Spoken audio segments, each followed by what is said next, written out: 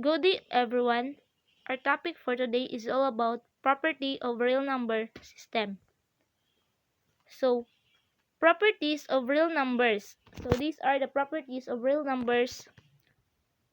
Actions or postulate are formal assumptions about numbers. So, they are the properties of equality. We have closure, commutative,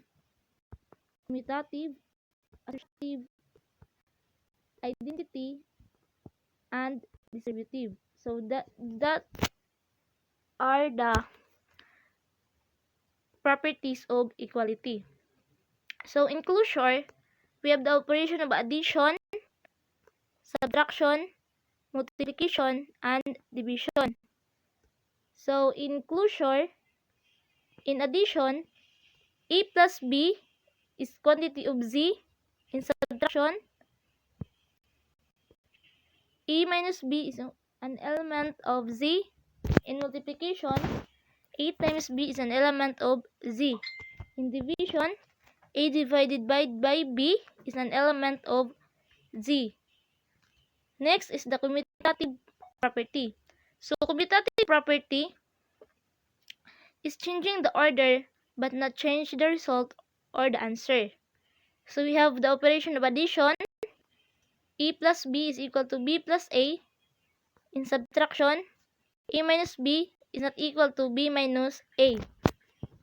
In multiplication, A times B is equal to B times A. And in division, A divided by B is not equal to B divided by A.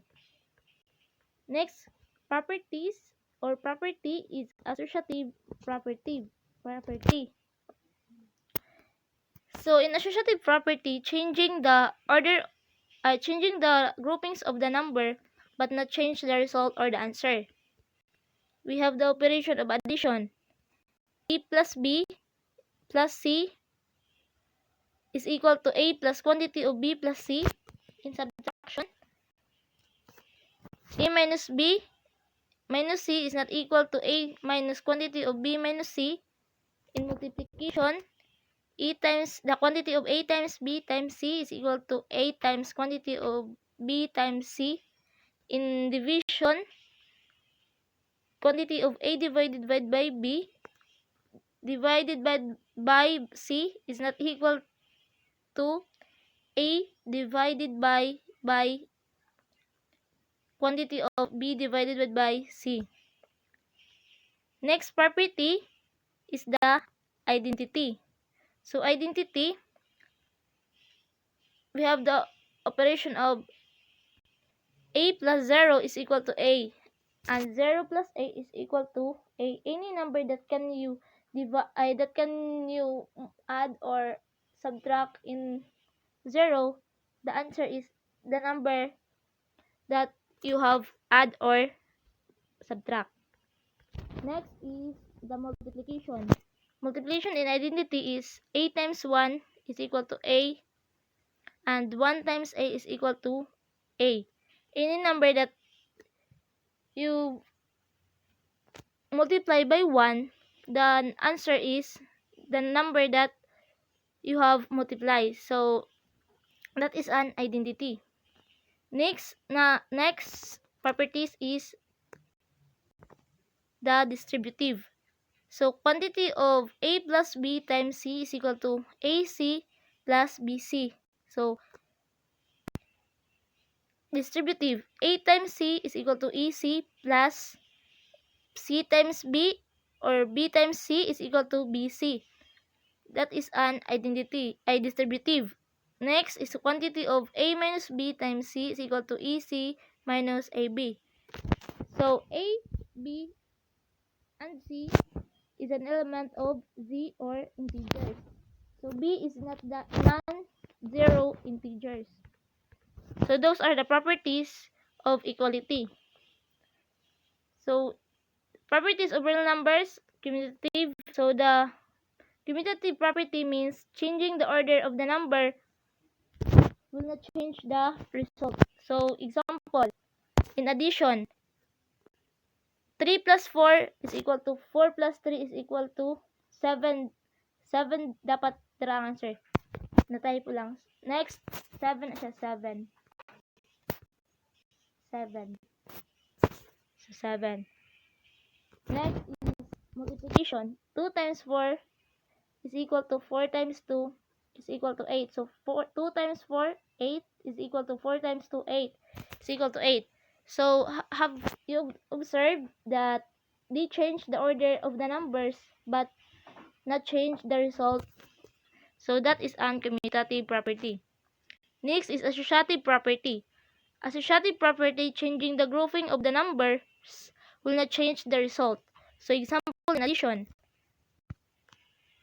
Quantity of 3 plus 4 plus 1 is equal to 3 plus quantity of 4 plus 1 is equal to 8.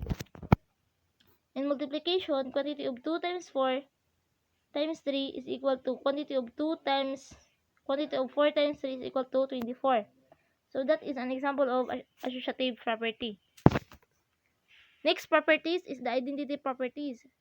So 0 and 1 preserves identities under addition and multiplication. So example of addition, 2 plus 2 is equal to 0 plus 2 is equal to 2. So that is an identity property. In multiplication, 1 times 2 is equal to 2 times 1 is equal to 2. Next is inverse property. For each real number a, there exists a unique real numbers negative a and 1 over a for the additive and multiplicative. So example, in addition, 3 plus negative 3 is equal to 0. So inverse property, it means kabaliktaran. So 3 plus the inverse of the 3 is negative 3. So 3 plus negative 3 is equal to 0. In multiplication, 3 times 1/3 is equal to 3. So the inverse property of 3 in multiplication is 1/3, or the reciprocal of the number 3. So that is an inverse property. In distributive property, multiplication distributes over addition. So we have the example 3 times 4 plus 5 is equal to 3. Distribute 3 times 4, then 3 times 5. So 3 times 4 plus 3 times 5, 12 plus 15 is equal to 27. Next, other properties of real numbers. So we have the other properties of real number. Namely, number 1 is the reflexive. Example, a plus b is equal to a plus b. The same order and the same answer. Next is symmetric. Symmetric, if a is equal to 3, then 3 is equal to a. That is unsymmetric. Transitive, if a plus 3 and b is equal to 5, then a plus 3 is equal to 5. So that is untransitive. Then substitution. If a is equal to 2 and a plus b is equal to 6, then 2 plus b is equal to 6. So that is a substitution. So the value of a is 2. They substitute to the a plus b is equal to 6. So addition property, if a is equal to b, then a plus c is equal to b plus c.